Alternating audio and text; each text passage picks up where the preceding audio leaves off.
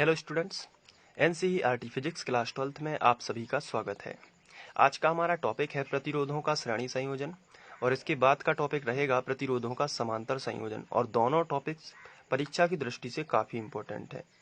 तो आइए इनको समझते हैं।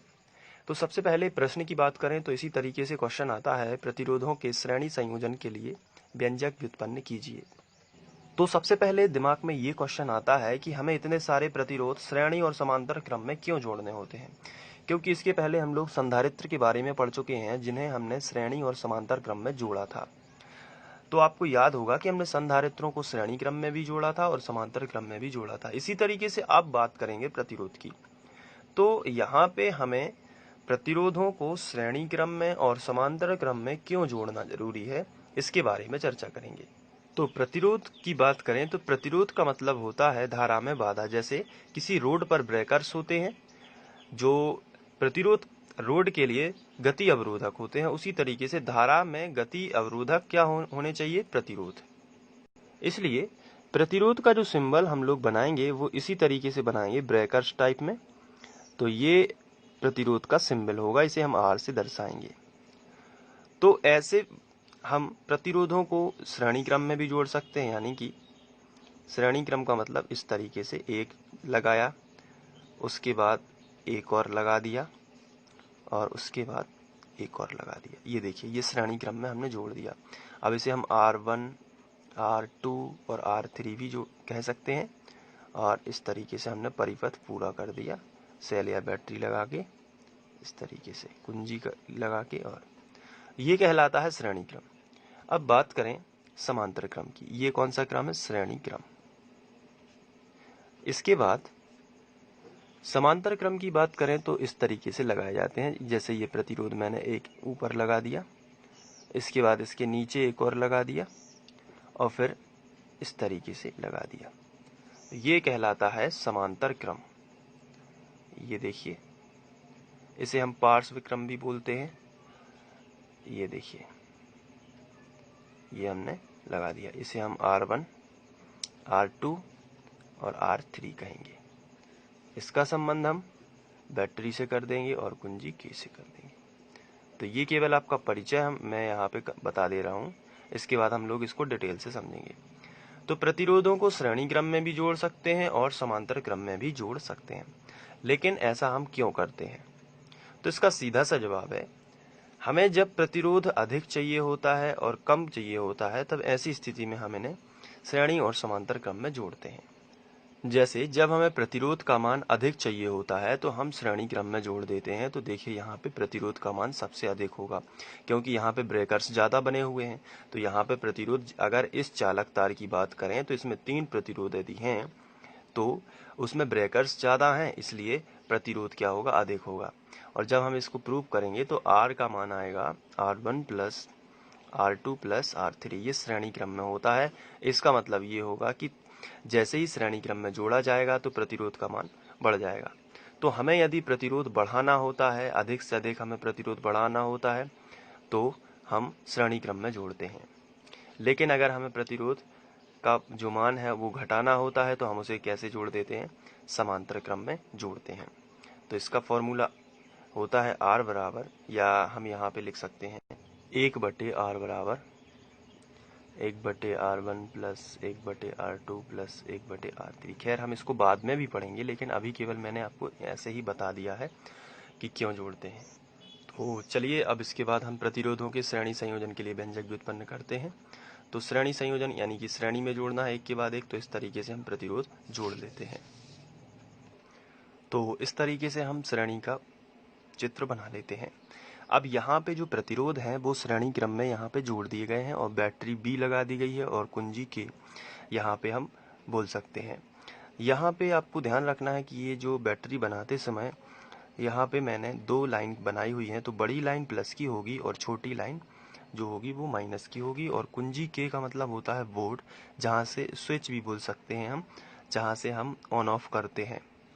तो ये करंट इनमें तीनों में से बहेगी। फिर यहाँ से मतलब ये प्रतिरोध लगाए गए हैं, ये चालक तार है, तो तार में से करंट बहेगी और प्लस से माइनस की ओर करंट हमेशा बहती है, क्योंकि इलेक्ट्रॉन कैसे चलते हैं, माइनस से प्लस की ओर। तो यहाँ पे करंट की डायरेक्शन होगी प्लस से माइनस की ओर, यानी कि आई। और इस तरफ भी हम बना देते हैं, ये देखिए ये बना दिया। अब इसी को देखकर हमें नीचे की जो भाषा है वो लिखनी है। जैसे चित्रानुसार 3 प्रतिरोध R1, R2, R3 श्रेणी क्रम में जुड़े हुए हैं, तो यही हम यहाँ पे लिख लेते हैं। अब तीनों प्रतिरोधों का संबंध एक बैटरी से किया गया है, जिससे परिपथ में धारा बहने लगती है, तो ये भी हम लिख लेते हैं। तो इस तरीके से हमने लिख लिया कि इनका संबंध एक सेल से करने पर, यानी कि ये वाला जो सेल आपको दिख रहा है, इससे हमने संबंध कर दिया तो परिपथ में आई धारा बहने लगती है। ये आई धारा धन से, ये धन से माइनस की ओर, यानी ऐसी धारा बहने लगती है। तो इतना तो आप कर लेंगे। इसके बाद जैसे ही धारा प्रवाहित होती है तो तीनों प्रतिरोधों पर विभवांतर उत्पन्न हो जाता है। तो यहाँ पे 2 टर्मिनल हैं, इसलिए यहाँ पे विभवांतर अलग अलग होगा तीनों में। तो यहाँ पे होगा V1, जैसे संधारित्र में हम लोगों ने किया है, यहाँ पे होगा V2 और यहाँ पे विभवांतर हो जाएगा V3। तो ये देखिए विभवांतर अलग अलग है और धारा सेम बह रही है और प्रतिरोध भी अलग अलग है, R1, R2, R3। तो जो विभवांतर अलग अलग हैं इसको भी हम लिख लेते हैं। तो परिपथ में आई धारा बहने लगती है तथा तीनों प्रतिरोधों के विभवांतर क्रमशः V1, V2, V3 हो जाते हैं। तो इस तरीके से तीनों प्रतिरोधों के विभवांतर V1, V2, V3 हो जाते हैं, ये भी हमने लिख लिया। अब यहाँ पे आप ये भी लिख सकते हैं, तीनों प्रतिरोधों के सिरों पर विभवांतर V1, V2, V3 हो जाते हैं। तो जो चीज़ अलग अलग है हम उसी से स्टार्ट करेंगे। हमने जब संधारित्र किया था तो यही नियम फॉलो किया था और ये दोनों श्रेणी समांतर बहुत ही सिंपल हो गए थे। तो वैसे ही यहाँ पे करना है। यहाँ पे जो टोटल विभवांतर है V, ये V1, V2, V3 के बराबर होगा, यानी कि कुल विभवांतर किसके बराबर होगा जब इन तीनों को जोड़ दें। तो यहाँ पे हम लिखेंगे कुल विभवांतर, जो कि हम V से दर्शाएंगे, वो होगा V1 plus V2 plus V3। तीनों का विभवांतर यदि ऐड कर दिया जाए तो कुल विभवांतर के बराबर होगा और इसे हम समीकरण 1 बना सकते हैं। अब यहाँ पे जो विभवांतर अलग अलग है, ओम के नियम से हम अलग अलग विभवांतर निकाल लेंगे। जैसे हमने पढ़ा हुआ है कि ओम का नियम होता है V समानुपाती I, तो फिर होगा V बराबर RI। तो यहाँ पे अगर विभवांतर अलग अलग है तो पहले प्रतिरोध का विभवांतर V1 है, तो ये हो जाएगा R1 और धारा तो I है, धारा I1 I2 है ही नहीं, धारा तो केवल I है, इसलिए धारा यहाँ पे वही रहेगी। तो यहीं अब दूसरे प्रतिरोध के सिरों पर विभवांतर निकालेंगे तो R2I हो जाएगा और तीसरे प्रतिरोध के सिरों पर विभवांतर निकालेंगे तो R3I हो जाएगा। क्योंकि R1, R2, R3 अलग अलग हैं, विभवांतर भी अलग अलग हैं, लेकिन धारा सब में एक ही जा रही है, धारा कहीं भी डिवाइड नहीं हुई है। तो इसलिए हम यहाँ पे लिखेंगे पहले प्रतिरोध का विभवांतर, या फिर हम ये भी लिख सकते हैं कि R1 के सिरों पर विभवांतर। तो यही हम लिख लेते हैं, थोड़ी सरल है।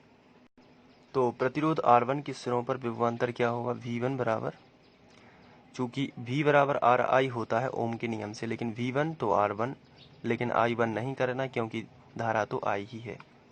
इसी प्रकार प्रतिरोध R2 के सिरों पर विभवांतर V2 बराबर R2I। इसी प्रकार प्रतिरोध R3 के सिरों पर विभवांतर V3 बराबर R3I। इसलिए कुल विभवांतर, या फिर हम यहाँ पे लिखेंगे यदि कुल विभवांतर V बराबर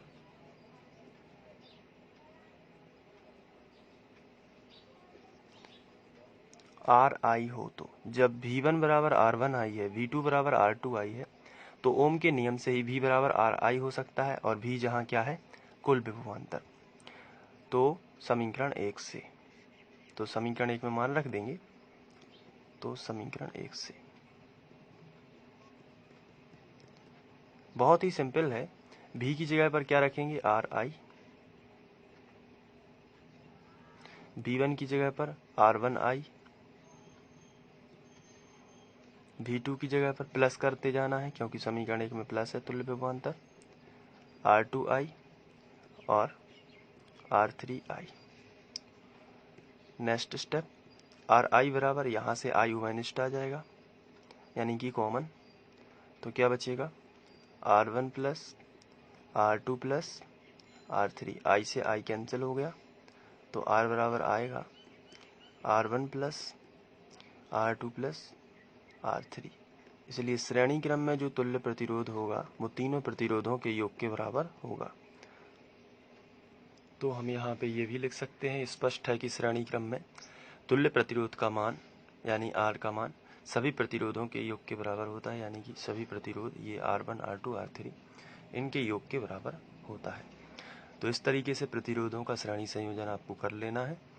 चलिए अब इसका स्क्रीनशॉट ले लीजिए।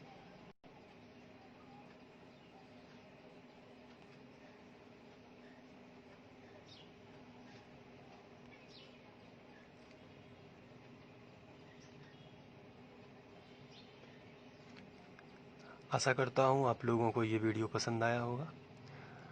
ऐसे ही और वीडियोस देखने के लिए आप फ्री ऑनलाइन कोचिंग की प्लेलिस्ट पर जाकर वहाँ से क्रम अनुसार अध्ययन कर सकते हैं। Thank you.